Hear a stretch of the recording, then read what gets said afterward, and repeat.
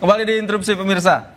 Tadi kita lihat perdebatan ini lumayan panas, tapi saya ingin menjaga tema kita untuk tetap berada di orang besar dan somasi. Nah, tadi Mas Roy juga menunjukkan ini kaosnya luar biasa.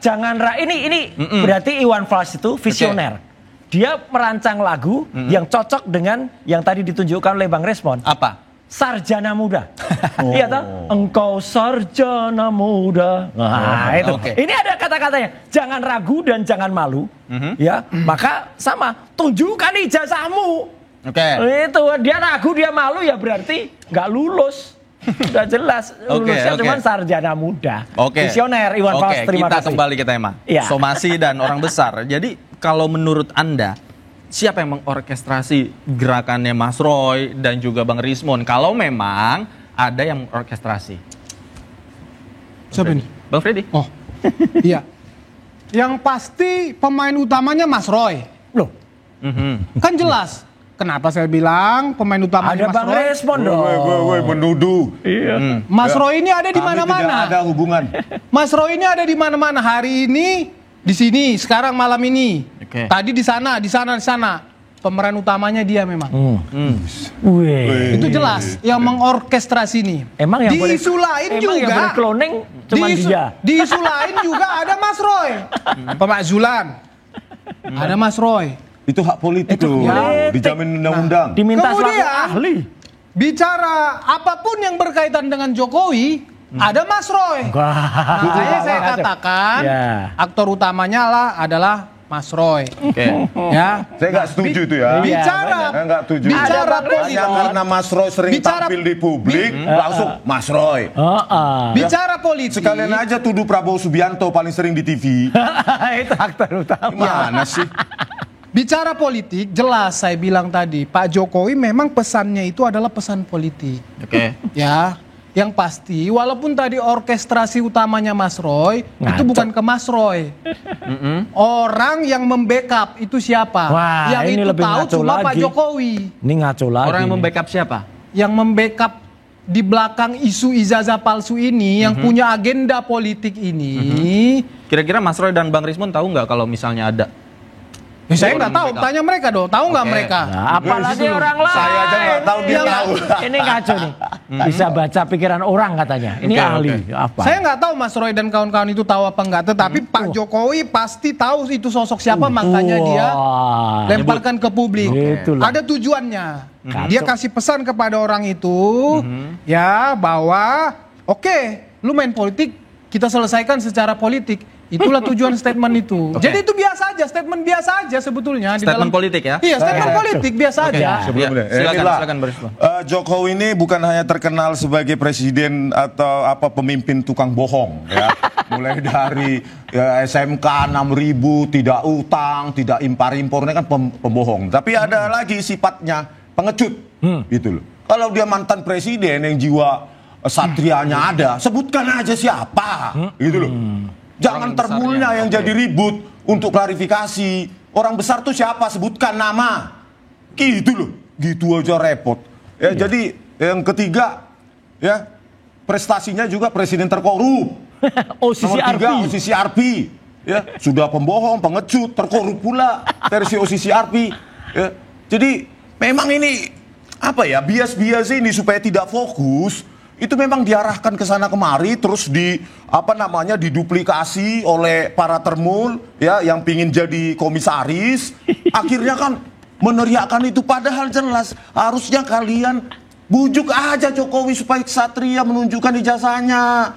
Yang katanya asli analog itu. Jangan bawa-bawa sedikit-sedikit UGM, Bareskrim. UGM itu juga isinya bukan malaikat semua. Enggak, tapi menurut Anda tadi sebutkan saja orang besarnya. Kemudian Pak Jokowi kan sudah menyebutkan ada orang besar. Motif Pak Jokowi sebutkan nama. Motifnya apa?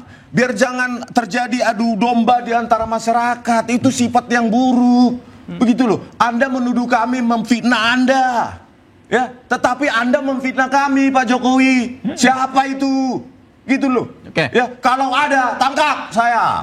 Gitu loh. Baru statementnya gentleman. Masa mantan presiden kok pengecut. Takut di penjara ya. Bang Andre. Ya, jadi sekali lagi saya sampaikan kepada Bang Rismon ini, ya, jangan memaksakan penelitian Bang Rismon itu, ya, yang saya anggap minor. Kenapa saya bilang minor? Kalau orang karena ngerti tidak penelitian, jangan ngomong penelitian.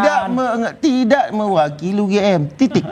Oke. Saya tetap pada konsisten bahwa otoritas adalah UGM. Oke.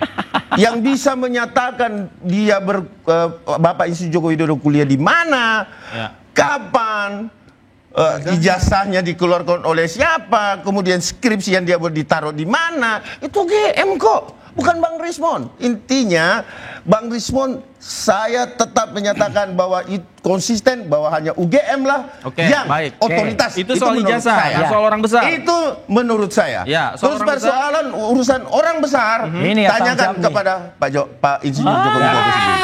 Karena beliau yang pengecut ngomong, dan beliau tahu. Tetapi inilah politik. Tahu tapi tidak tahu. Itulah politik. Politik ranahnya abu-abu. Makanya di sini ada dua persoalan. Satu persoalan politik, yang satu persoalan hukum. Ya, hukum kita selesaikan dengan hukum, politik selesaikan dengan politik. Gitu loh. Ya. Nggak usah ini menarik-narik kiri kanan, habis ngalor ngidul. Maksud Anda kalimat Anda habis ngalor ngidul itu namanya. Kalimat Anda soal baju biru ini ditarik-tarik ke sana kemari. Iyalah, baju biru kan seseorang, saya kan sudah sampaikan berkali-kali. Seseorang. Iya, seseorang.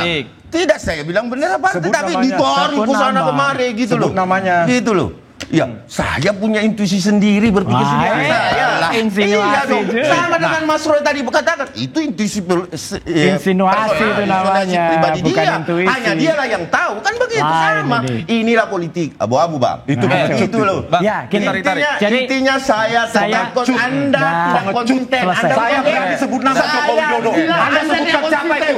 Saya tidak konsisten. Anda bukan UGM. Oke, sebentar. Saya kasih kesempatan Mas Roy. Anda bukan UGM. Kami itu S1, S2, tapi Anda tidak mau UGM. Stop. Oke, Mas Roy. Ya, Mas Devi. Ini ya.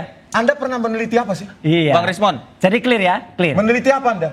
Bang Rismon cukup. Saya search di sini nggak ada nama Anda. Bang Rismon cukup. Bukunya apa? Ayo. Semua orang malam ini diinterupsi melihat Ade Darmawan ini dari tadi ngomong panjang, nggak ada legal standingnya, ya. Anda bukan lawyernya UGM, satu. Anda juga bukan lawyernya Jokowi. Ya, Anda hanya lawyernya para pelapor-pelapor yang ngaco itu yang nggak ada legal standingnya, satu. Kedua adalah saya menambahkan apa yang dikatakan Bang Rismon tadi. Memang Jokowi ini pengecut. Contohnya apa? Soal ijazah palsu. Untuk menampilkannya dia mungkin melemparkan tapi dengan tangan lain, nabok ngilih tangan, memukul dengan tangan orang lain. Tidak mungkin orang namanya Dian Sandi itu punya ijazah yang kemudian diupload pada tanggal 1 April itu, kalau bukan dari Jokowi, katanya ijazahnya nggak pernah diperlihatkan ke orang lain. Di lemari. Ya, di lemari katanya. Pasti dia dapat dari mana kita nggak tahu, dan dia sudah mengkonfirmasi esoknya ke Jokowi mengatakan, oh ini ijazahnya yang benar itu. Berarti apa? Itulah salah satu contoh orang lamis. Ya, lamis itu pengecut. Dan yang terakhir, soal orang besar. Inilah contoh benar kepengecutan. Baru setelah partai yang dituduh itu bergerak akan melakukan tindakan hukum, ya kita dengar itu dari Pak Syarif Hasan, kemudian baru dia meralat atau yang saya maksudkan bukan Pak SBY kok. Alah, orang bekas presiden ini kok celometan. Jadi saya kira Republik ini gaduh gara-gara orang ini. Jadi orang ini ya menurut saya memang harus menerima nanti apakah itu dari sesama habluminanas, sesama hukuman dari manusia atau habluminoh. Ya, hubungan dengan Tuhan, dia harus menerima. Mas Roy, kalau somasi Anda tidak direspon oleh Pak Jokowi, apa? Ya, nanti akan ada tim dari kami ya, Pak Ahmad Kosinudin, yang dari tim itu akan melakukan tindakan selanjutnya. Sama seperti apa yang dilakukan. Atau Polda? Apa? Nah, itu nanti kan itu lokasinya jelas, mungkin nanti tidak perlu di Polda tapi ke Bareskrim. Ya. Apa maksudnya? Dilaporkan lagi? Iya, tapi tunggu saja tanggal mainnya kan. Somasi itu adalah bentuk dari tindakan hukum yang paling sopan yang kami lakukan. Tidak tiba-tiba lapor ada orang-orang harapan Anda dengan somasi itu seperti apa sih? Gitu, harapan Anda dengan mengirimkan somasi itu apa? Jokowi pertama melapor. Iya, jadi harapannya adalah supaya dia disadarkan ya. Seluruh rakyat Indonesia sadar dan bisa melihat apa kualitasnya dari bekas presiden ini. Bang Rismon 3 laporannya. Apa? Bang Rismon 3 laporannya di Jogja, 2 Saya di Jogja. Oke. Ya, Bang Rismon. di sini ya penelitian kami dibantah oleh orang yang nggak pernah meneliti. Bingung saya. Menyebutkan S1-nya dari mana aja pun nggak berani. Atau malu. Inilah yang membuat kita tidak berimbang. Malu menyebut. Anda jangan serang saya pribadi dong. Bukan. Saya tidak pernah penelitian kami itu nggak ini minor. Nol besar. Minor. Sylvester. Minor. Sylvester bilang nol. Minor. Itu minor. teman itu. Minor. Kalau saya Sylvester minor. pernah meneliti nggak? Kalau saya minor. Kalau saya minor. Ya terserah. Anda memaksakan. Oke, ya. Sebelum menilai penelitian orang, itu harusnya dia nulis buku dulu, gitu loh. S1, S2 UGM asli kan itu. S1-nya penelitiannya apa? Sudah, Pak Jokowi tolong di-upgrade ini apanya komisarisnya, termul-termulnya biar agak agak akademik gitu loh. Bayangkan masih tetap dibantah. Transkrip nilai tanpa tanda tangan tuh bukan transkrip nilai resmi yang ditampilkan di Tipidum, berarti zong. Kalau kalian pernah kuliah, transkrip nilai akhir pasti tahu. Harus ada tanda tangannya, dekan, pembantu dekan atau wakil dekan. Terus kalian balikkan lagi statement UGM. Kalau statement UGM berkebalikan dengan fakta dokumen, maka dia bohong. Betul. Karena dia bukan malaikat gitu loh. Begitu. Jadi gini, kan saya sudah sampaikan berkali-kali bahwa otoritas itu adalah UGM, Bang Rismon. Otoritasnya bukan Anda. Kalau nih saya sampaikan ya, Mas, di dalam penyidikan sebentar, saya ngomong dulu saja, saya ngomong dulu. Ya udah, bilang sarjana. Itu nggak cocok itu alat buktinya. Loh lah iya. Itu kan fakta. UGM menampilkan itu sarjana muda. Yang dikatakan kami meyakini bahwa dia cuman yakin. Ini bukan malah keyakinan itu pada Tuhan yang Maha Kuasa, bukan pada hasil penelitian. Gitu loh. Oke, baik Bapak-bapak, sayang sekali waktu kita sudah habis. Tapi masih tanda tanya itu. Tapi Bapak-bapak belum menjawab. Siapa itu orang besar di balik ini semua? Oke. Sudah 2 orang dipidana atas tuduhan ijazah palsu Jokowi. Gus Nur yang baru mendapat amnesti dan Bambang Tri yang masih dibui. Bagaimana nasib Proy CS? Kemana kasus ijazah Jokowi akan bermuara? Akankah persidangan menjawab ijazah Jokowi sah atau absah? Saya Davi Pratama. Pemirsa, kami hadirkan diskusinya, Anda yang tafsirkan. Selamat malam, sampai jumpa.